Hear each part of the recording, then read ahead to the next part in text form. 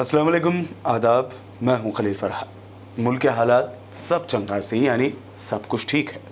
बस अरुणाचल प्रदेश में हालात कशीदा हैं, लेकिन बकौल अपोजिशन हुकूमत इस पर भी पर्दा डालने की कोशिश कर रही है। कांग्रेस के नए सदर मल्लिकार्जुन खड़गे कह चुके हैं कि पीएम मोदी की लाल आंख पर चाइना का चश्मा चढ़ गया है। लेकिन हम बताएंगे कि पीएम मोदी की ज़ेर क़यादत बीजेपी हुकूमत ने बिजनेस ट्रेड के जरिए किस तरह चाइना को लाल आंख दिखाती है।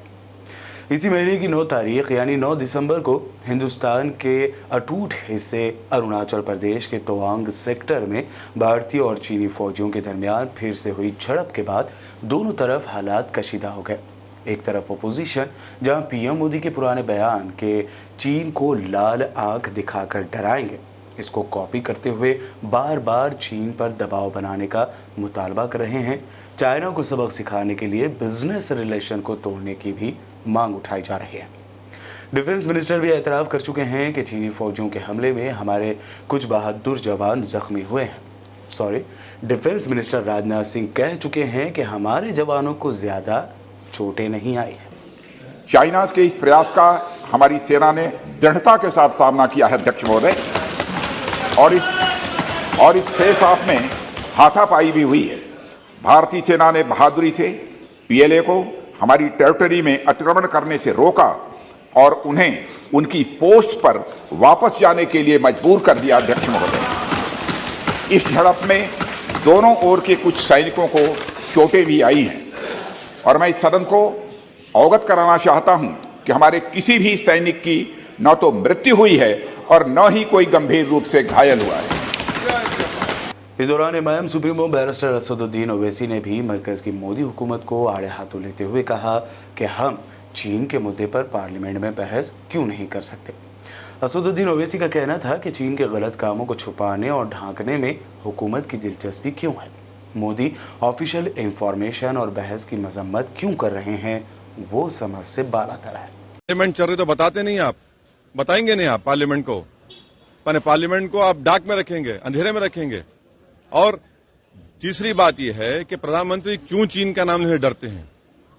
लीजिए ना नाम आपने तो उठकर जाकर हाथ मिलाया था चीन के लीडर से, देख लिया आप नतीजा क्या निकला।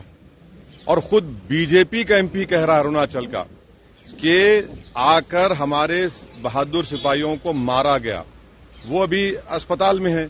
और आज छठी बात यह है कि 15,000 फीट नीचे से ऊपर आ रहे हैं वो भारत की फौज पर हमला करने के लिए। तो प्रधानमंत्री को सबसे पहले पार्लियामेंट में डिस्कशन अलाउ करना चाहिए। सरकार की जिम्मेदारी है, स्पीकर पर, चेयरमैन पर मत डालिए। देश जानना चाहता है कि देश के प्रधानमंत्री आखिर इतना क्यों डर रहे हैं चीन का नाम लेने से। पॉलिटिकल लीडरशिप नहीं दिखा रहे हैं, कोई सवाल नहीं उठ रहा है हमारी बहादुर फौज की बहादुरी पर। यहां पर बुजदिली के मजाहिर अगर कर रहा है तो देश के प्रधानमंत्री और सरकार कर रही है। हाउस में आप क्या डिमांड करेंगे? हमने अर्जन मोशन डाला है।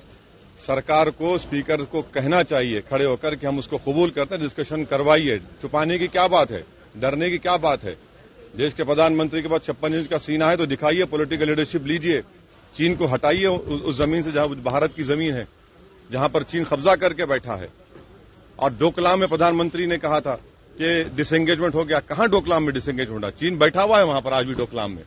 रक्षा मंत्री बयान देने वाले हैं आज 12 बजे। बयान नहीं, हम डिस्कशन चाहेंगे। बयान देकर भाग जाना कि सरकार की बुजदिली होगी पीठ दिखाकर। आप डिस्कशन करवाइए, सुनिए। हमको अपनी बात रखना है। और बल्कि प्रधानमंत्री से अपील करेंगे, डिमांड करेंगे कि जिस जगह पर 9 तारीख को क्लैश हुआ है वहां पर एक ऑल पार्टी एमपीज को लेकर जाइए। मैं आने को तैयार हूं। असद साहब, वजह क्या मानते हैं आप? तो आप क्या वजह मानते हैं कि बार बार चीनी सैनिक इस तरह की हिमाकत करते हैं? हिमाकत इसलिए कर रहे हैं क्योंकि देश के प्रधानमंत्री कमजोरी को जान चुके हैं। चीन जानता है कि प्रधानमंत्री कभी भी इस बात को नहीं मानेंगे कि चीन भारत की जमीन पर कब्जा करके बैठा है। भारत और चाइना के दरमियान ताज़ा कशीदगी के इस दौर में चौंकाने वाले आदाद और शुमार बताते हैं कि चीन से एक तरफा तौर पर भारतीय हुकूमत ने बिजनेस रिलेशन मजबूत किए हैं।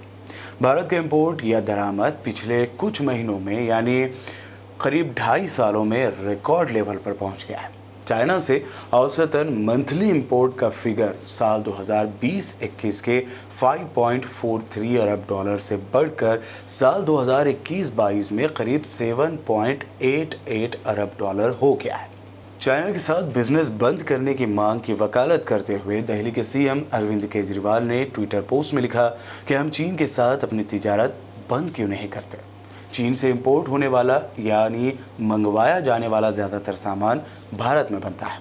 चाइना को इससे सबक मिलेगा और भारत में रोजगार के मौके भी बढ़ेंगे, ये कहना था अरविंद केजरीवाल का। वहीं भारतीय हुकूमत के कॉमर्स डिपार्टमेंट के पास अवेलेबल जो डेटा है उसके मुताबिक चाइना के साथ भारत का बिजनेस 100 बिलियन डॉलर के फिगर को पार कर गया है। साल 2021-22 में भारत का मजमूई बिजनेस 1035 बिलियन डॉलर था।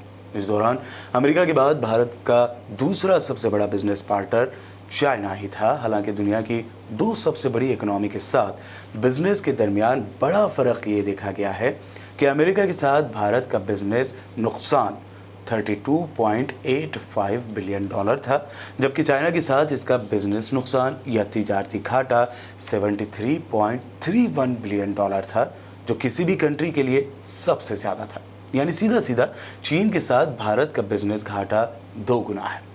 एक ऐसे वक्त जब कोरोना को लेकर पूरी दुनिया चीन को सलवातें सुना रही थी, उसे जिम्मेदार ठहरा रही थी, तब ऐसे दौर में चाइना का सबसे बड़ा बिजनेस पार्टनर बनकर उभरा भारत। और हमारे पीएम मोदी जी, जिन्होंने पिछले 2 सालों में चाइना के साथ रिकॉर्ड बिजनेस किया है। रिपोर्ट के मुताबिक जून 2020 में कोरोना लॉकडाउन के दौरान 3.32 बिलियन डॉलर के लोवेस्ट लेवल यानी निचली सतह पर पहुंच गया था, लेकिन लॉकडाउन में छूट के बाद जो व्यापार बढ़ा है उसकी मिसाल नहीं मिलती। जुलाई 2020 में बढ़कर 5.58 बिलियन डॉलर ये हो गया। ये लगातार अब भी बढ़ रहा है और इसी साल यानी जुलाई 2022 में 10.24 अरब डॉलर के नए रिकॉर्ड सतह पर ये पहुंच गया है। एक तरफ पीएम मोदी घरेलू इंडस्ट्रीज को बढ़ावा देने की बात करते हैं, लेकिन चाइना से जो बिजनेस हो रहा है उससे यही नजर आ रहा है कि घरेलू इंडस्ट्री के खिलाफ मोदी सरकार काम कर रही है। कांग्रेस लीडर जयराम रमेश ने चाइना के साथ कशीदगी पर पीएम मोदी की खामोशी पर जहां सवाल उठाए, वहीं उन्होंने दावा किया कि पाकिस्तान के बरखिलाफ चाइना के साथ टेररिज्म और बिजनेस एक साथ चल रहे हैं। जयराम रमेश की हिंदी जुबान में ये बाइट सुनने से पहले जान लीजिए कि हिंदी में आयात यानी इंपोर्ट को कहा जाता है, जबकि निर्यात एक्सपोर्ट को कहा जाता है। कुछ साल पहले तब के विदेश मंत्री श्रीमती सुषमा स्वराज ने एक सिद्धांत रखा था संसद में कि मोदी सरकार मानती है कि व्यापार और आतंकवाद दोनों नहीं मिल सकते, एक साथ नहीं हो सकते। यहाँ आतंकवाद हो रहा है जिस देश से, हम उस देश के साथ व्यापार नहीं कर सकते। Trade and terrorism cannot go together, उन्होंने ये कहा था। पर यह स्पष्ट हो गया है कि वो सिर्फ पाकिस्तान से लागू होता, चीन के साथ लागू नहीं होता है। वो व्यापार और घुसपैठ एक साथ चल रहे हैं, और व्यापार माने निर्यात और आयात, पर चीन के साथ सिर्फ आयात है, निर्यात नहीं है।